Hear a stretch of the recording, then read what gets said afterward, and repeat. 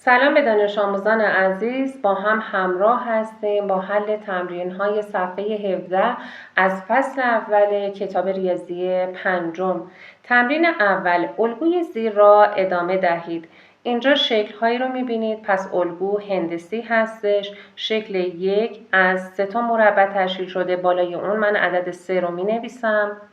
شکل شماره 2 از 1، 2، 3، 4، 5 تا مربع تشکیل شده و شکل شماره 3 از 7 تا مربع تشکیل شده. بعد از اینکه مربع ها رو شمارش کردیم، با کمان های رابطه بین این تعداد مربع ها رو مشخص میکنیم، چون میخوایم تشخیص بدیم که الگوی ما به چه صورت جزء کدوم یکی از انواع الگو هستش. اینجا به علاوه 2 شده، اینجا هم به علاوه 2 شده. پس اینجا به علاوه 1 عدد ثابت شده. این عدد ثابت داره باز تکرار میشه. اگر من بخوام از طریق رسم شکل انجام بدم، میدونم که برای شکل بعدی یعنی شکل شماره 4 هم اینجا رو باید به علاوه 2 بکنم که در نهایت میشه 9 تا مربع. به این ترتیب شکل شماره 4 رو با 9 تا مربع رسم کردیم. در این الگو شکل دهم با چند مربع کوچک هم اندازه ساخته می شود. روش خود را توضیح دهید. کدام شکل از 31 مربع کوچک هم اندازه تشکیل می شود؟ 2 تا سوال اینجا از ما پرسیده. اینکه شکل دهم از چند تا مربع تشکیل میشه که ما اگر بخوایم تا شکل دهم ادامه بدیم یه مقدار زمان بر هستش. بنابراین ابتدا رابطه رو کشف می‌کنیم. الگوهایی که افزایش به صورت عدد ثابت بود، سریع می‌رفتیم سراغ شماره شکل، ضرب در اون عدد ثابت و رابطه رو آزمایش می‌کردیم.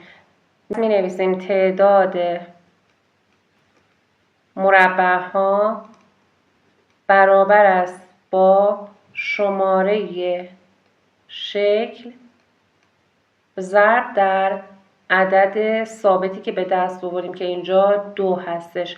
من این رابطه رو نوشتم ولی باید حتما تست و آزمایش بشه. یه گوشه می نویسیم برای شماره شکل 1 ضرب در 2 اینجا میشه چند؟ 2 تا. آیا تعداد مربع‌های شکل شماره 1 2 تا هستش؟ خیر. پس من حتما باید یه دونه به این اضافه بکنم، به این 2 خودم. در واقع شماره شکلم رو که ضرب در عدد ثابت کردم، یک عدد باید بهش اضافه کنم. عدد 1 رو باید بهش اضافه کنم. برای شکل شماره 2 هم آزمایش میکنم. شکل شماره 2 ضرب در عدد 2 که باید به علاوه 1 بشه و پاسخ می شود 5. آیا این آزمایش الان درسته؟ بله. برای شکل شماره 2 وقتی که شماره شکل رو ضرب در 2 به علاوه 1 می کنید میشه 5. پس رابطه خودم رو اصلاح می کنم بعد از این آزمایش کردن. میگم که شماره شکل ضرب در اون عدد ثابت 2 که به دست آوردم به علاوه عدد 1 باید بشه که جوابهای من درست در بیاد. حالا به راحتی میتونم تشخیص بدم تعداد مربع‌ها برای شکل شماره 10 چقدر هستش.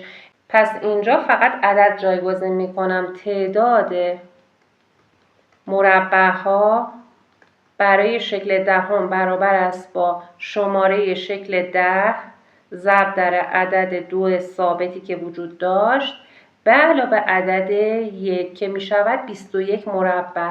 با دونستن رابطه ما به راحتی جواب رو به دست آوردیم. قسمت بعدی گفته کدام شکل از 31 مربع هم اندازه کوچک تشکیل می شود. طبق رابطه‌ای که به دست آوردیم میگیم اگر تعداد مربع ها 31 باشه، پس شماره شکل ضرب در عدد 2 به علاوه 1 رابطه رو می نویسیم و عددها رو جایگزین می کنیم. تنها چیزی که نداریم شماره شکل هستش. خب شماره شکل چه عددی باید باشه که وقتی ضرب در 2 بشه به علاوه 1 بشه می شود 31 مربع؟ دقیقاً عدد 15 هستش. اگر شما 15 رو ضرب در 2 بکنید میشه 30، به علاوه 1 بکنید میشه 31. پس به راحتی با دانستن این رابطه ما تشخیص میدیم که شماره شکل برای 31 مربع شماره شکل 15 می شود. ریاضی رو آسان یاد بگیر. مدرس لیلا علیدادی. ریاضی برتر رو دنبال کنید توی یوتیوب و آپارات ریاضی برتر رو سرچ کن. سوال دوم، الگوی شکل‌ها به همین ترتیب ادامه پیدا می‌کند. شکل چهارم با چند مربع ساخته می‌شود؟ چرا؟ توی این الگوی هندسی تعداد مربع‌ها رو باید به دست بیاریم، رابطه بین اونها رو کشف بکنیم و تشخیص بدیم رابطه این الگوی ما چی هستش. رابطه رو بنویسیم که به راحتی هر شکلی رو که از ما خواستن به دست بیاریم. توی اولین شکل تعداد مربع‌ها 6 تاست. 1 2 3 4 5 6. شکل بعدی تعداد مربع‌ها 10 تاست. و توی شکل بعدی تعداد مربع‌ها 14 تا. رابطه بین اونها رو پیدا می‌کنیم. 6 به علاوه عدد 4 شده که شده 10. 10 به علاوه عدد 4 شده که شده 14. پس اینجا هم با یک عدد ثابت افزایش رو داریم. اگر بخوایم رابطه رو بنویسیم باید بنویسیم تعداد مربع‌ها برابر است با شماره شکل ضرب در عدد 4 و بعد اون رو تستش بکنیم. پس من یه گوشه می نویسم تعداد مربع‌ها برابر است با شماره شکل ضرب در عدد ثابت 4 و بعد اون رو آزمایش میکنم. برای شکل شماره 1 اگر 1 ضرب در 4 بشه میشه 4 تا مربع. آیا 1 ضرب در 4 بشه پاسخ بشه 4 تا مربع؟ درسته. خب ما میدونیم که تعداد اینجا 6 تا بوده، پس یعنی این 4 من باید به علاوه 2 بشه که این رابطه من درست بشه، یعنی جوابم باید به علاوه 2 بشه. برای شکل شماره 2 هم همین تست رو انجام میدم. آیا شماره شکل 2 رو اگر ضرب در عدد ثابت 4 بکنم پاسخ میشه 8 تا. این درسته؟ خیر، باید به علاوه 2 بشه که پاسخ بشه 10 تا. با این آزمایش کردن ها من متوجه میشم شماره شکل ضرب در عدد ثابت 4 باید به علاوه 2 بشه که توی تمام شکل ها جواب های درست به ما بده. پس ما رابطه خودمون رو با این آزمایش درست کردیم و اصلاح کردیم. شماره شکل ضرب در 4 به علاوه عدد 2. حالا صورت مسئله از ما چی خواسته؟ گفته که شکل چهارم با چند مربع ساخته می شود. خب به جای شماره شکل عدد 4 رو قرار میدیم و ضرب در عدد 4 ثابت می کنیم به علاوه عدد 2. 4 تا 16 تا به علاوه 2 تا می شود 18 تا. تعداد مربع‌های شکل شماره 4 18 هستش و توضیحش هم میشه همین رابطه‌ای که کشف کردیم. سوال سوم، قسمت الف، در الگوی عددی زیر عددهای بعدی رو پیدا بکنید. خب اینها عدد هستن، الگو هم عددی هست. رابطه رو بین اعداد باید کشف بکنیم. اینجا 2 ما به علاوه 3 شده که شده 5. 5 به علاوه 5 شده که شده 10. 10 هم به علاوه 7 شده 17. پس 17 باید به علاوه چه عددی بشه؟ خوب به الگو که نگاه میکنید اعداد عدد فرد هستش، پس عدد فرد بعدی عدد 9 و عدد فرد بعدی هم قطعاً عدد 11 میشه. به راحتی میتونیم الگو رو پیش بینی بکنیم.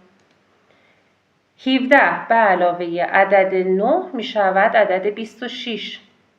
26 به علاوه عدد 11 می شود عدد 37. پس الگو رو ادامه دادیم. قسمت ب، با توجه به شکل‌های 1 2 و 3 شکل چهارم این الگو را رسم بکنید. ابتدا تعداد مربع‌ها برای هر شکل رو شمارش می‌کنیم و بالای اون می‌نویسیم. برای شکل 1 تعداد مربع‌ها 2 تا هست. اینجا تعداد مربع‌ها 1 2 3 4 5. تعداد مربع‌ها 1 2 3 4 5 6 7 8 9 10. رابطه رو پیدا می‌کنیم. 2 به علاوه 3 شده 5. 5 به علاوه 5 شده 10 و 10 هم باید به علاوه عدد فرد 7 بشه که پاسخ می شود 17، چون این افزایشه اینجا به صورت اعداد فرد داره اتفاق میفته. به این شکل الگو رو رسم می‌کنیم که شامل 17 تا مربع هستش. الگوی عددی قسمت الف را با تعداد مربع‌های کوچک در الگوی شکلی قسمت ب مقایسه بکنید. اگر این مقایسه را انجام بدیم متوجه میشیم تعداد مربع‌ها با عددهایی که نوشته شده برابر هستش. اینجا 2، اینجا 2. عدد 5 تا مربع، عدد 10 تا مربع، عدد 17 تا مربع و الی آخر. پس این دوتا الگو به هم مربوط هستند و این الگوی عددی هست، به شکل عددی نوشته شده و اینجا هم به صورت هندسی رسم شده. سوال 4، شکل بعدی هر الگو را رسم بکنید. شکل شماره 1 از یک دونه 6 ضلعی تشکیل شده، پس شماره اون 6 ضلعی رو بالا می نویسیم 1 عدد. شکل شماره 2 از 3 تا 6 ضلعی تشکیل شده و شکل شماره 3 هم از 6 تا 6 ضلعی تشکیل شده. عددها رو، تعداد 6 ضلعی ها رو با هم مقایسه می‌کنیم. ببینیم چه رابطه‌ای بین اونها وجود داره. اینجا 1 به علاوه 2 می شود 3. 3 به علاوه 3 می شود 6. و 6 هم به علاوه 4 بشه می شود 10. پس چیزی که متوجه میشیم توی اون الگو این هستش که افزایش ها به صورت ثابت نیست، افزایش ها به صورت اعداد متوالی و پی در پی هستش، یعنی یکی افزایش پیدا میکنن. 2 3 4. پس اینجا عدد 10 شد، از 10 تا 6 ضلعی تشکیل شده که این 6 ضلعی ها رو با هم رسم میکنیم. به این ترتیب شکل چهارم ما از 10 تا 6 ضلعی تشکیل شده. 1 2 3 4 5 6 7 8 9 و 10 تا. امیدوارم که این ویدیو آموزشی برای شما عزیزان مفید واقع شده باشه. برای حل تمرین‌های صفحه 18 به ویدیو بعدی مراجعه بفرمایید. ریاضی رو آسان یاد بگیر. مدرس لیلا علیدادی. ریاضی برتر رو دنبال کنید توی یوتیوب و آپارات ریاضی برتر رو سرچ کن.